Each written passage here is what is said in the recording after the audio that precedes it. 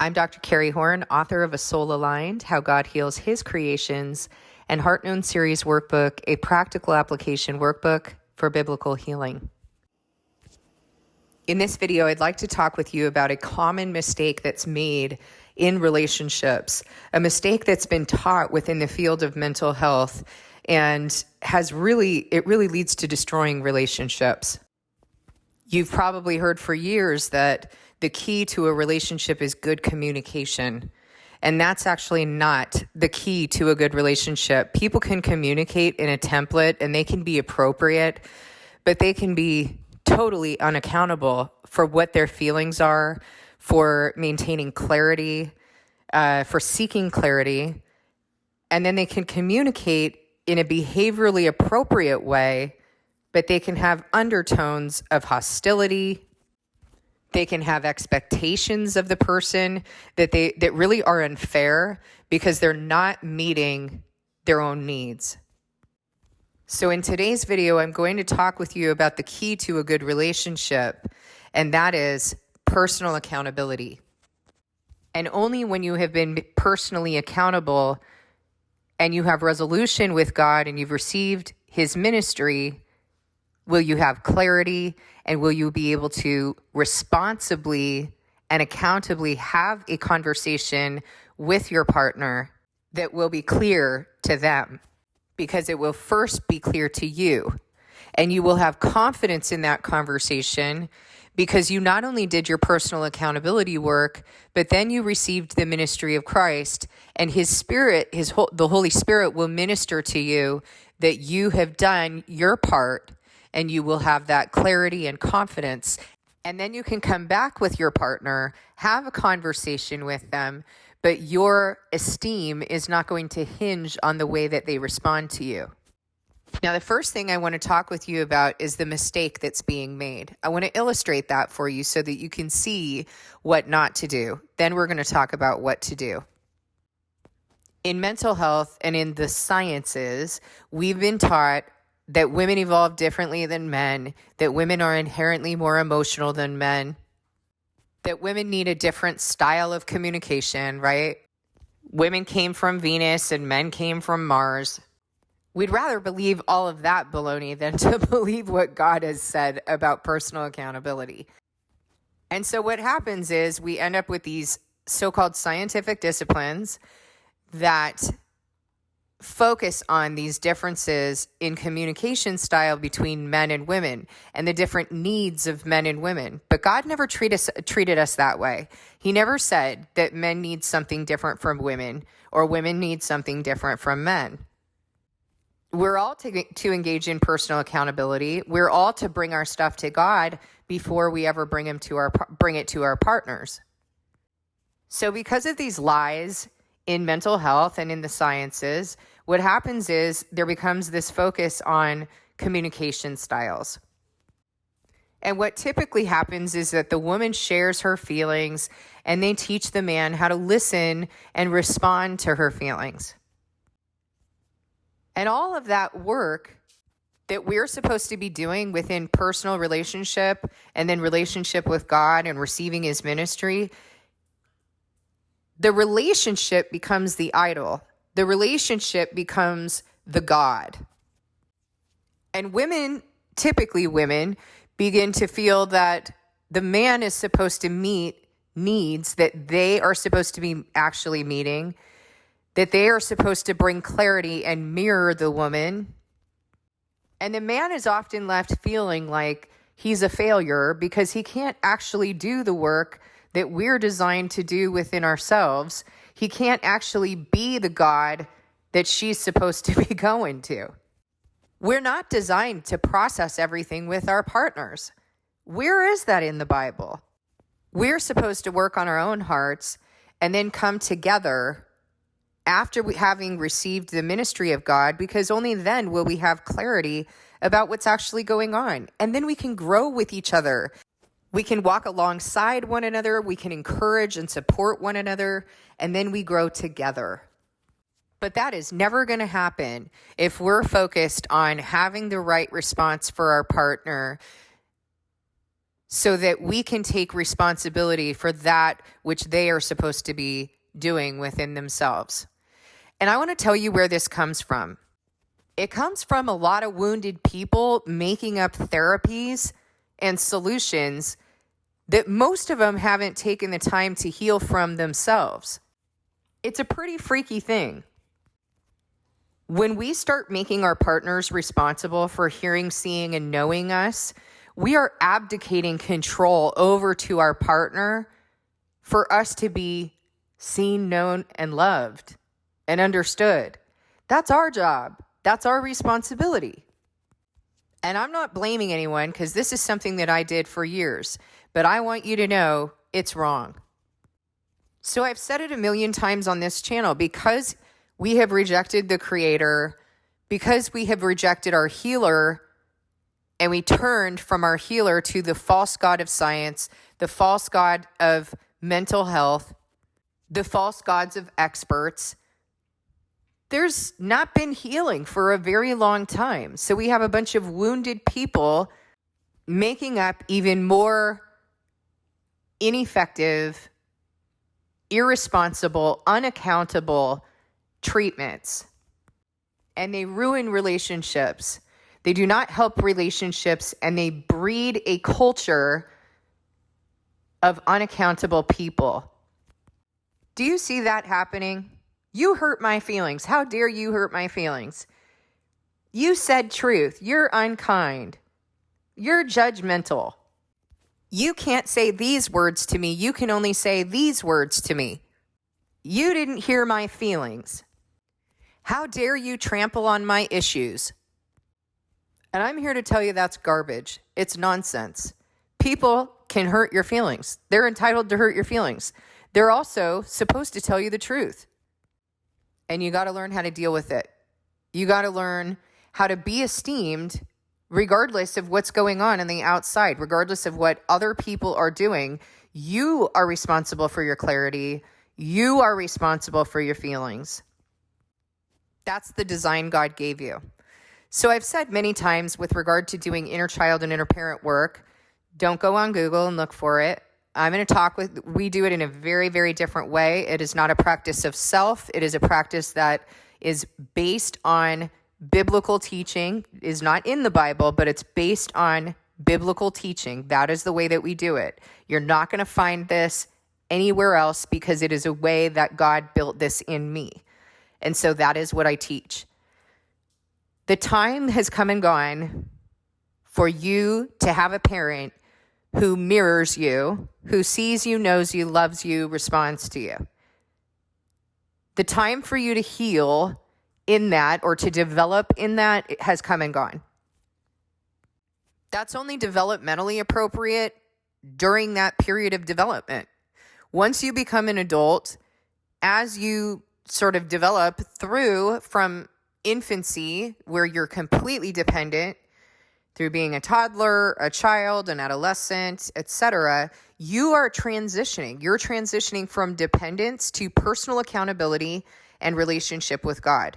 So a lot of times when I'm talking with you about this development model, I have you kind of put your hands together in like a prayer position in front of your chest. That's dependence. That represents dependence. You were only dependent at one time in your life when you were an infant. You couldn't clean yourself, feed yourself. You could not meet your own needs, not emotionally or physically. But as you began to grow, as you began to develop, you started to also be able to develop the capacity to meet your own needs, to clean yourself, brush your teeth, eat your food on your own, maybe even grab some food from the cupboard or the refrigerator on your own. And you began to develop the emotional capacity to start meeting some of your needs. You could kind of leave your parent for a little bit and go and play with your friends. And as long as your parent was somewhere in sight, you'd be okay. You were starting to be able to soothe yourself through having a little separation from your parents, to feel efficacy, to feel independent. And as time progressed, you were able to separate from your parent for longer and longer periods of time till you became an adolescent and that was all you wanted to do. Just kidding. So during your development, you were learning how to kind of like talk with yourself or calm yourself down, how to relate with yourself. And the way that you were doing that was based on the way that you were being treated. You didn't realize that. But for example, if you had a harsh parent, then you became a harsh inner parent. You began to talk with yourself in harsh ways that were similar to the way that you were spoken to by your parent. If you had a loving, responsive parent, you were loving and responsive with yourself. And so if people came around and they started being harsh with you, you knew, because you weren't accustomed to that treatment. You knew that was not okay. And you stood up for yourself. And you didn't take to heart what they said because you knew that it was about them. That was their problem. If you had a parent who overindulged you or overprotected you, you probably are a person who runs from situations. You didn't learn how to deal with conflict resolution. You didn't learn how to deal with when people hurt your feelings. And so you probably run off, right? Are you getting the picture? The way that your parent dealt with you, the way your parent dealt with their own issues will become what you do. And if you have certain wounds from your childhood and you don't resolve them, because remember that God sends everything, he knows the parents he gave you. If you don't end up resolving those wounds, you're going to go on to repeat them and reenact them either as a perpetrator or as a victim, sometimes oscillating between the two. That's called the compulsion to repeat. It is a well-known, established phenomenon. It is the way that Satan keeps you in bondage, keeps you attacked by your unresolved suffering, the chink in your armor, and it is the way that Satan attacks others through you. Now, I said that as you were developing the capacity for personal relationship, which is the way that you're talking with yourself, the way that you're treating yourself, basically the way that this inner child in you, this tender part of you, is relating with the inner parent in you, and the way that they are conversing with one another. That is your personal relationship. That's the method that I teach. Now, as you separate your prayer hands, sorry, I started to talk about that, then I went off on something else. So you have your prayer hands in front of your chest. That represents dependence. Begin to separate your hands into a Y position over your head. On the left hand, as the left hand is separating from the right hand, you have personal responsibility, and that you are slowly developing that. So as you separate your hands, this is demonstrating your development. You're beginning to develop the capacity for each of these things. On the right hand, you have personal relationship with God. Personal relationship with God must be as he is to us and as we are to him. Personal relationship with him includes submission, obedience, and reliance. In a healthy situation, your parent is not going to stand in the place of God. They're not going to tell you that there is no God. And they're not going to force theology down your throat that they don't actually live out. They're going to show you and demonstrate through their example of lived faith what it means to actually be in relationship with God, to be accountable, to be obedient, to be submissive, and reliant. They're not going to set themselves up as a false idol for you to defer to on things that you need to be doing in personal relationship or personal accountability and relationship and your own relationship with God. So why am I going through this? The reason I'm going through this is because this is the fundamental nature that we are supposed to have, that we have been designed to have personal accountability and relationship with God. We have to acknowledge the feelings that God has given us and learn how to relate with our feelings for the reasons why he gave us those feelings. And it gets a little complicated when we have childhood wounds and things like that are pulling on our current feelings about current circumstances. And so, for example, when we have certain things that happen within relationships and that starts pulling on our own wounds, we can often misconstrue the current situation if we aren't dealing with the previous wounds. And the devil has a field day with this. He will try to destroy your relationship. He'll try to weary other people through that. And he will try to create or establish dissension and chaos and confusion. Now, let me illustrate for you how this plays out. When typically a woman, or often a woman, calls the man and calls her husband and says, this thing happened and I feel like this. And especially if it has to do with the husband, he's going to get defensive and he's going to try to oh my goodness, I hurt the woman I love. I want to figure this out and I want to make it okay. And he gets defensive and the woman then gets upset and she says, I just need you to listen to me. I just need you to hear how I feel. Why are you getting defensive? I told you this isn't even about you. Sound familiar? And the man's not off the hook because the man, trying to set himself up as an idol, tries to fix it for her and makes it even worse. Oh, you're always trying to fix things. Why are you trying to fix my feelings? I'm entitled to my feelings. Well, I'm going to tell you why. Because you weren't responsible and accountable for your feelings. That's why. You walked right into it. You set it up. And he took the bait. You both need to take a look at your sin. You both need to understand the design that God has given you. You both need to be able to discern whether the person who you love, who's sharing with you, if they don't seem to have clarity, you need to let them know in a loving way. You need to let them know, I'm not clear what it is you're asking me for, and I'm kind of wondering if you have settled this through with God first because of the confusion that I'm feeling right now. Do you know what it is that you need from me? Or what it is that you're asking me for?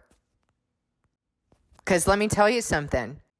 For someone to think that it's your responsibility just because you're married to them to listen to every single thing that's going on with them, it's not true. That's not our design. Our design is to engage in personal accountability, take it to God, and then you can take it to your partner if you determine with God that that's the next course of action. Your partner doesn't need to process every single thing with you. And you, men, most men, don't need to fix it. That's not your job. Your job is to pray for your wife.